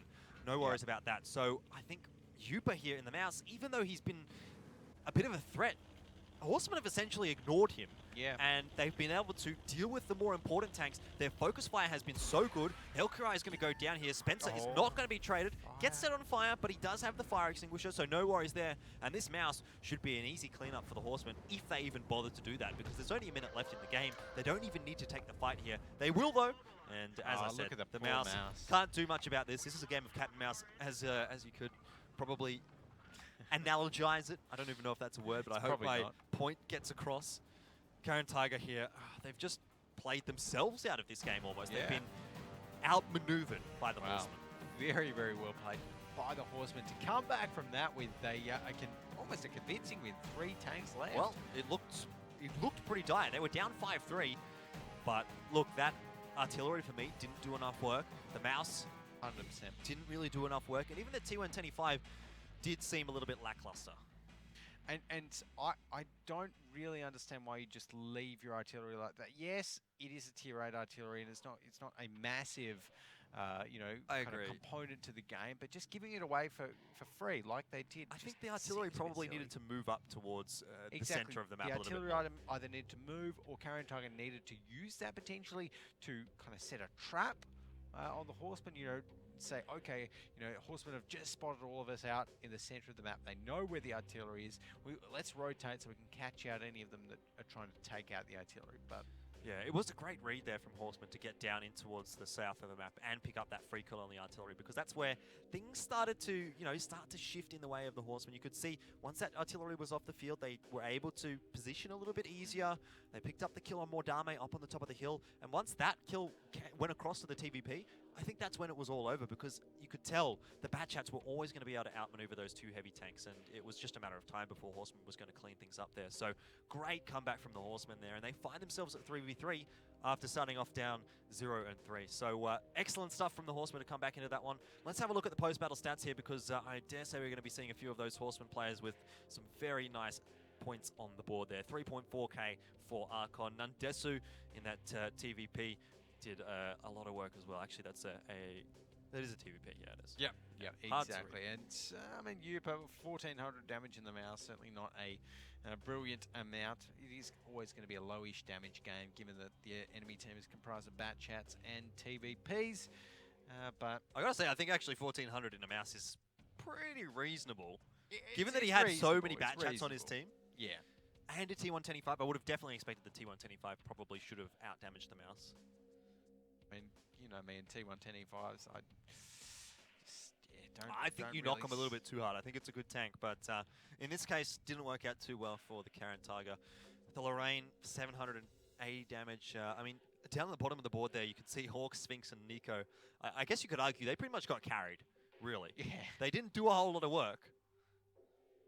And we saw Sphinx as well. He was the first one to go down straight off the bat in that T49. Just must have gotten spotted out when he thought he wouldn't. And, well, obviously not going to work out too nicely when you're in a Tier 8 tank in a Tier 10 battle. But, yeah, look, again, I keep going back to it, but that was an excellent comeback from the Horsemen. I think that was one that you probably want to go back and watch again. Yeah, 100%. I would, yeah, love to watch that one again. Love to cast that one again from a whole. Give me new more games like that. Exactly. Yeah. Exactly. And honestly, this series, I thought it would be a 5-1, but it is shaping up to be one hell of a series to start us off here for the season. And we've seen some crazy tanks. We've seen some, standard picks. We've seen some big turnarounds, just like that one. And it's on to the next map now. On to the next map. It is Ghost Town, and that's one of my favorite. I would say probably my favorite map of the pool. Yeah, I think you reckon? it is obviously the map designed for this format, the 7 versus 7. And I think we do tend to see some very good matches come out there. We do have, it's such a nice map. You get opportunities for the bat chat players or those mobile tank players, I suppose. Opportunities as well for the heavy tank players to brawl it out in the city. So I think it offers a lot for pretty much all the players in the league. And there's just interesting areas and interesting dynamics around that 1 and 2 flag. I prefer the 1 flag. Obviously, I think you do as well. Yep. But I like seeing those tanks get hulled down on that 1 flag, seeing the defenders try and get the resets on that. I always find that that's some of the most interesting and exciting moments of the WGL. For sure, for sure. So hopefully we will be seeing some of those interesting and exciting moments next up in this one. And I've got a question for you, Jordan. Do you think that here on Ghost Town, we have seen some, like you said, hold down tanks picked before? Do you think this is where we might be seeing some of those Swedish tanks picked? Potentially. I do think they could be a good pick here. I mean, the emails I have seen coming out on Ghost Town, I believe it was in the North American region. We saw them sort of in what we like to call the death alley, where those tanks are kind of going up the hill and the defensive tanks are fighting it around, fighting down the hill. And that would be a pretty reasonable spot for those emails, getting that hull down position, that turret so difficult to pen, even for Tier 10 tanks. So I wouldn't be surprised to see a couple of emails coming out here, the Tier 9 emails, rather. I mean, a Kronwagen, I don't think we tend to see as much. I think the emails are coming out a little bit more, but I mean, I definitely wouldn't be surprised to see a Kronwagen coming out in that sort of a situation. But given the fact that we haven't seen any of those Swedish tanks coming out just yet from either of these teams, maybe they're just not so comfortable with them yet, haven't played around with them, not feeling too confident. I guess maybe also you could argue they're keeping sort of a secret up their sleeves. Who knows? Maybe. Who knows? Like you said, they might not be comfortable enough with them yet. And, as much as I'd love to see an S-Tank, an STRV 103... Don't think it's going to happen on Ghost Town. Probably not going to happen on Ghost Town. If anything, I'd say maybe a Grill's going to come out here if we're looking at tank destroyers. Maybe get up on the boost for the defensive side. A great boost as well. We did see it quite a lot last season. But looks like we're going to be getting underway shortly with Ghost Town. We've already broken down the map a little bit. Got lots to offer for both types of players, the faster and the heavier types of players. So really looking forward to seeing what kind of tank picks we're going to come and see out from here. That's right, so let's take a look at what we've got on both sides. None of the Swedish tanks, unfortunately, but a pretty varied lineup for both sides. Nonetheless, Caren Tiger actually going to be going with those 2 T57 heavies, which I quite like. Good semi-hold down positions, but good to just unload those clips as well. Kind of like a slightly thicker AMX 50B without crazy amounts of damage. The Horsemen, they're going to be going with the AMX 50Bs and some 113s in the mix as well. Yeah, so nothing too crazy. The RU-251 I like from Horsemen, especially on the defense. It is one of those tanks that can get up on the boost. Obviously, the Bat Chat can do it as well, but it's more likely that we see the RU-251 up there to be able to get those easy resets on towards that the northern flag. Caren Tiger here, probably looking for more of a city-based sort of a setup. Not really any tanks. I mean, I guess you could argue you'd probably put the WZ-111 on towards that northern flag, that 1 flag. It is a tank that we do tend to see in there occasionally. Has a reasonable turret armor. And does look like actually Caren Tiger are heading towards that 1 flag. So we'll see whether or not AkiOV is going to put himself in that position. For now, though, Horsemen have just got themselves set up really across the map. Yeah, okay, fair enough. The Horsemen there are just going to be... And this is a situation, by the way, where you might want to see those emails where those 2 T57 heavies are. But the T57 heavy obviously also very good at fulfilling that role.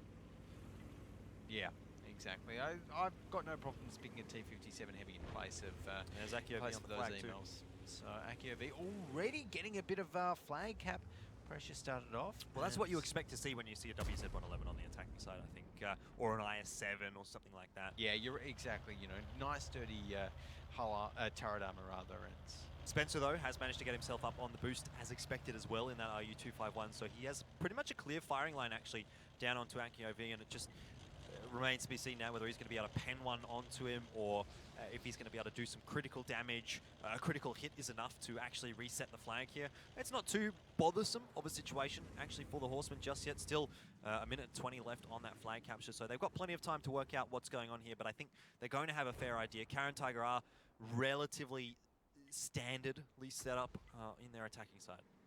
Yep. It's looking fairly standard here for Caren Tiger, like Reset you as said. well. Reset coming in towards AkiOV.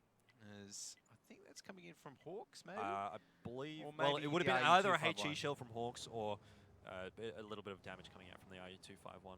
Yeah, one of the two. But look, right now, AkiOV, yeah, I think it was an HE shell, looking at the amount of damage, yeah, 110. So Yeah.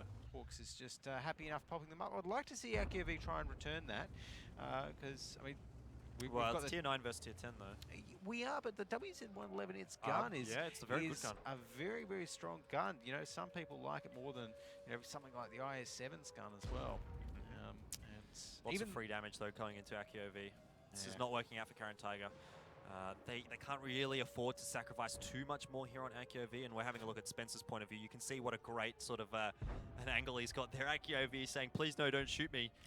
but actually, oh, sorry, this is Spencer Yes. in the RU-251. And we also have to remember that that 113 firing at AkiOV Hawks, he's actually going to run out of HE soon, because the 113 has a very, very low kind of ammo pool by Right. default. But now it looks like the fight's breaking out the city. Oh, it definitely has. The T-57 Mordame has taken a bit of damage. Nadeko as well in his E100, taking a less than favorable trade. I don't think he even managed to get a shot off there, and if he did, it certainly didn't hit or pen. But Yupa and Polly as well now taking damage, and across the board, Caren Tiger are just bleeding a few shots. Now though, I believe the Horseman tanks are going to be on the reload, and the Caren Tiger have decided to pull the trigger. Nandesu though does manage to take down Polly to start things off. The tier 9 tank for Caren Tiger, so it's not the worst situation, but look at this, Nadeko down on 320 HP. Nandesu probably should go down here, and that's a favorable trade in general for the Caren Tiger there, 1 for 1, but straight away, as I say that, Hawks in the 113 is able to take down that E100 of Nadeko. And here come the AMX 50Bs. They're off the reload, and Zenlon, he's not got long for this world, Alex. He is going to go down to OBOV. 39 seconds left on that cap, and that's still not enough time to really cause too much of an issue here for the Horsemen. No, it's not. And also Hawks is very, very close. So Hawks is going to be able to, yep, there we go, get across and reset or force AkiOV off the cap. Just like that, Caren Tiger are not looking good at all. And if another one falls, Yupa going to be going down. And at this point, the Horsemen, unless they're all reloading, should be able to get another few. It looks like a few of them might be reloading, though, as I say that. So those AMX 50Bs going to be getting those clips back in action as OPOV running away. Yeah. But now that Nico Best Waifu has reloaded, Hellcry will be going down. AkiOV does manage to pick up one. I think it's going to be more of a consolation prize now, though, as the Horsemen finish off Caren Tiger. Spencer trying to get his damage farm on. These are the best moments in sort of a light tank, Yeah. in the mind of a light tank player. When there's only a couple of tanks left, you're always going to be the first one to those remaining tanks. You're always going to be able to get a few shots in their butt. And that's exactly what Spencer's doing here, padding those stats. In the end, though, it's going to result in a win for the Horsemen. 4 on the trot, pun intended, 4-3 in their favor now. Bad. I love that one, I gotta say. That was a really good one to start off the season. All right, anyway, let's have a look and see how that went wrong. The WZ-111, up The on that one flag. WZ-111. Look, it's tricky because sometimes it could work. And the issue was that, like, that 113 was there. Having a heavy tank there near that one flag for resets isn't always the sort of done thing. As well, sometimes we do see 113s come into these games with very, very few HE shells, but obviously they had enough there on the Horseman side to just keep on getting those resets, because obviously once the 113 runs out of the HE shells, it's not really going to be able to get through with anything else. It's not And this second half here on Ghost Town is going to be absolutely crucial for our predictions, because I predicted 5-4. Originally, you predicted 5-3, but our new mystery caster has also predicted 5-4. So I think there's a lot coming down to the wire. Personally speaking, between this matchup. So I'm actually hoping Caren Tiger is going to be able to pull this one through to a tiebreaker. Yeah. Yeah, you want to Not to mention, I would love to see a tiebreaker as our first series of WGL APAC Season 2, because that would really just set us up for an excellent season. It would, absolutely. But I think a 5-3, I mean, I did originally call it, so... I mean, I know I'm not taking credit for it. I've already You changed. saw the look. I was just giving him a 5-1. bit of a, oh, really? Yes, I know, but yeah. All right, Anyways. well, look, let's have a look and see how things went in that one. Helkurai on Caren Tiger did get a bit of damage across, but really the main story of that battle was the Horsemen getting so much damage done. Sphinx, formerly flag of Wargaming, again up towards the top there for Horsemen. Definitely has been a good pickup for this lineup. Archon as well as OBOV, they've managed to get pretty similar amounts of damage, actually 4 difference between them, the roles just a little bit different, but overall great work from both those AMX 50 players. Nico as well chiming in with 18-20, and well, gotta say I'm pretty happy with that from the Horsemen. Can't complain, exactly. Horsemen doing very, very well. And look at that, none of the Horsemen on the bottom 4, that's what you love to see. And honestly, the E100, that's the thing with E100s on Ghost Town, sometimes they just don't get their shots through. And when you're in an E100 and you shoot 3 shots and 2 of them either ricochet or miss or whatever, that is 1,500 damage. That's more or less, but that's potentially missed. Yeah. And you know, that's a delta of 3,000 damage. So yeah, it can really change a lot. And definitely. I mean, only 8-15, only got 1 shot through. Now, I think the one saving grace here for Caren Tiger is that they are well known for starting well, having a bit of a poor middle period throughout the series, and then coming back and bringing it to a tiebreaker, and then winning the tiebreaker as well. They were the team last season that had the most tiebreakers and the most tiebreaker victories as well as a result. That's true, actually. If we go to a tiebreaker here, I've got to say I think they're just going to be continuing that trend, and wouldn't be surprised at all. Well, now that you've said that, I think so. I mean, we've seen obviously some really crazy, really different strategies at the start of the night, and I think now they're kind of more kind of driving towards their more standard stuff. You know, we saw the T-57s. We definitely saw those last season. I'm sure we've seen some very similar tank lineups. Strategy there on Ghost Town wasn't too crazy either. Just put the 113 at the WZ at the top flag and go from there. So. All right, let's go ahead and have a look and see whether or not it's going to be time for our first Swedish tank. Haven't seen it so far in APAC. We're going to not be seeing it again. Ghost Town here, and a mouse coming out again from Caren Tiger. This time I think you could argue it's probably a little bit more expected on Ghost Town, but in saying that, generally we see the E100 instead of a mouse on Ghost Town. Yeah, we do actually. The E100s on Ghost Town, most teams favour them for their alpha damage. Yeah. Which is why you kind of pick the E100, apart from the fact that it's very strongly armoured, obviously. Mouse, not so much. More of a bulky tank. I don't really... They do have a lot of damage across the field there, though. Yeah.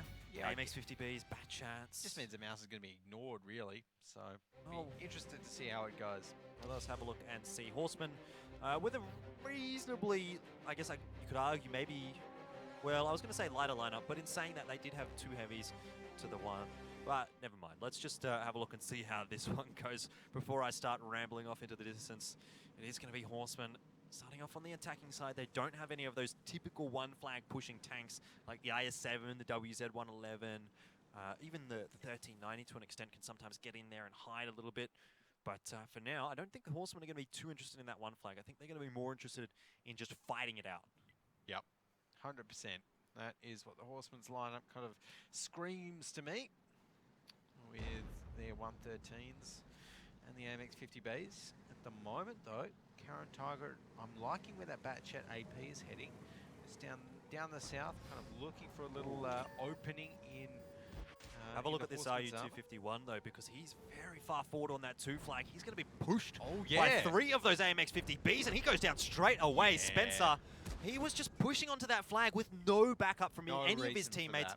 None of them were able to get shots in towards the Caren Tiger there, really, and they lose a tank for free. That was, I mean, honestly, that was just bad play by You can Spencer, see he's tried to get out of there as well, but once you've committed towards that 2 flag, and those AMX 50Bs come bearing down upon you, there's not much that you can do. It's like something I'd do, just YOLO into the 2 flag. No, you probably would have flipped your tank before you even managed to hit the 2 flag. a stylish flip though. But anyways, right now, working where Horsemen are sitting, apart from Spencer, who's sitting as a corpse on the 2 flag. They're all nice and grouped up. Caren Tiger, however, also ready for a fight. Pretty well grouped in towards that city. They're moving as a unit. They do have that bad chat, you know, a bit of a... Well, actually, no. The bad chat down on J1, he's just there to kind of look out for any of the Horsemen's... Well, Nandesu, really, who could potentially push down the bottom of the map. Looks like he might be rotating soon as well.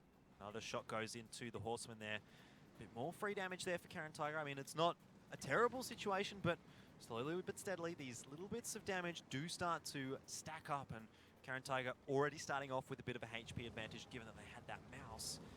Starting to look pretty good here on their defensive side of Ghost Town.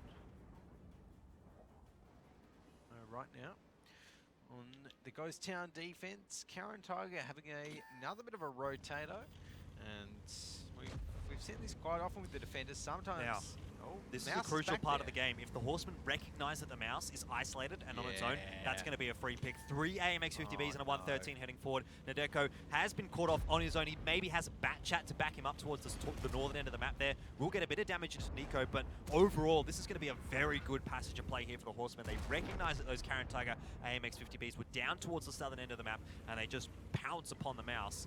Now, though, their AMX 50B is going to be on the reload. Is Caren Tiger going to be able to respond? Force the fight while they're reloading? It does look like they're starting to push forward. You can see these AMX 50Bs from Caren Tiger making their way forward. They need to focus down these AMX 50Bs, and they are doing just that. OBOV is going to go down for sure here. Zenlon, the one to pick that one up now. Yupa starting to lead the charge. Sphinx in the 113, very low. Nico also very low, and Archon is taking the brunt of the damage now as we see those 2 tanks going down. Fantastic response from the Caren Tiger. This is exactly what they needed to do, and now they just need to make sure they can get out here while those AMX 50Bs reload without taking too much damage. As I say that though, they lose a couple of tanks quickly, and this one is still hanging in the balance. Yeah, there we go. This is absolutely super close here between Caren Tiger and the Horsemen, and it was almost like a great bait. Leaving that mouse there because those Caren Tiger AMX 50Bs were able to get in. Hellcurie's just missed 2 shells, or not penetrated 2 shells in that AMX 50B. Hawks hasn't managed to get the kill here, so Hellcurie actually manages to survive there, gets his whole clip off before going down to Sphinx, but that's not too bad there for Caren Tiger. I think they'll be pretty happy with how that's gone. Sphinx is a 1-shot, Archon's 2, and then they've just got a bat chat to deal with. This is still going down to the wire. Polly needs to come up with some kills here, I think. Yeah, 100%, and they really need to manage their damage well as Mudame just getting destroyed. Or can we see Zenlon just drive off onto Sphinx here? Not quite going to happen. He's trying to get some shots across. In fact, he's going to be the one taking some damage for himself. Oh no! He's gone for the trick play, and well, I guess it's worked out, but he's found himself in a difficult position.